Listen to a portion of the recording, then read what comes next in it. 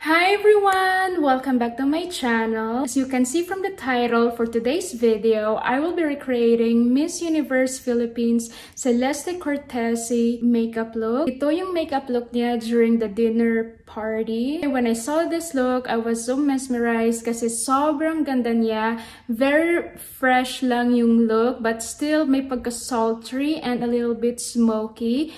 And sobrang ganda niya sa picture na to. Sobrang sexy niya and very glowing siya. So, nung nakita ko to, I thought it would be fun if I recreate that makeup look. So yeah, guys, if you wanna know how I achieve this makeup look, then go ahead and keep watching.